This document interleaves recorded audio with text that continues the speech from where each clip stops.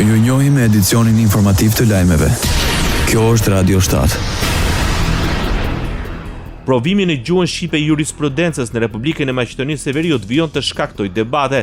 Zëvendës kryeministri i parë Bekim Sali u arrestua për krah kërkesës së studentëve, duke e vlerësuar atë si të lishme. Ndër të tjera ai sqaroi se ligji për provimin e jurisprudencës është aktiv që nga muaji janar i vitit 2020 dhe nuk saktëson se në cilën gjuhë do të jepet provimi. Një defekt në ligjin, i cili nuk ka precizuar gjuhën në të cilën duhet të jepet provimi i jurisprudencës dhe këtë defekt do të mundohemi ne tash ta përmirësojmë apo ta precizojmë, arsye se siç duket Ministria e Drejtësisë nuk është e gatshme të respekton kushtetutën e vendit, e cila nuk kupton gjithçka që është mbi 20% e popullsisë në vendin tonë, duhet të respektohet gjuha anëtare që nuk kupton, gjuha shqipe duhet të jetë zyrtare. Zëvendës kryeministri deklaroi se mbështet kërkesën e studentëve shqiptar të juridikut që provimi të mund të realizohet edhe në gjuhën shqipe.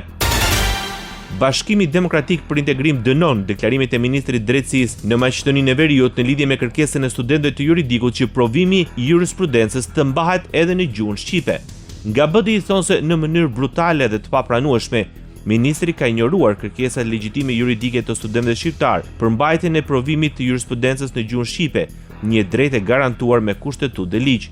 Ky veprim përbën precedent të rrezikshëm institucional, ku ministri i drejtësisë vendos veten mbi kushtetutën, mbi ligjin, mbi qeverinë dhe mbi çdo institucion tjetër të vendit, duke cënuar rënd parimet e shtetit të së drejtës. BDI vlerëson se kjo qasje jo vetëm që cënon barazinë gjyqësore dhe juridike, por godet drejt për drejt themelet e rendit kushtetues dhe të bashkëjetesës ndëretnike. Radio 7, zëri pozitiv i qytetit.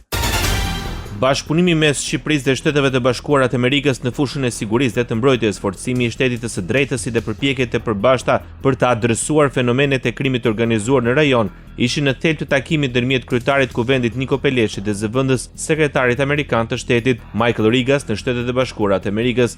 Një vëmendje veçantë i kushtua projekteve strategjike të lidhjeve dhe sigurisë në rajon përfshi zhvillimin e Porto Romanos dhe rëndësinë e korridorit të tetë si një boshë i ri evropian që lidh Adriatikun me detin e Zi, duke shërbyer jo vetëm si projekt i zhvillimit ekonomik, por dhe si korridor i sigurisë, stabilitetit dhe integrimit euroatlantik. Përmes rrjeteve sociale, Rigas konfirmoi se do të vazhdojnë punën me Shqipërinë për stabilitetin rajonal dhe global, forcimin e NATO-s, shmontimin e organizatave kriminale transnacionale dhe rritjen e mundësive të biznesit në Shtetet e Bashkuara të Amerikës.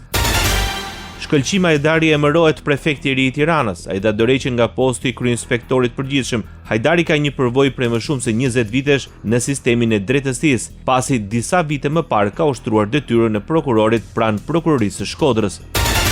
Ish deputeti i Partisë Demokratike Dashnor Sula emërohet nga kryeministri Edi Rama si kryeinspektor i përgjithshëm. Për pozicionin e fjalë ishte bërë dhe shpallje e vendit vakant, ndërkohë që pas aplikimit të Sulës ai rezultoi kandidati i parë mes rivalëve të tjerë. Sula ka një karrierë të gjatë politike nga radhët e Partisë Demokratike. Ndoqët lajmet shkurt në Radio 7, zëri pozitiv i qytetit.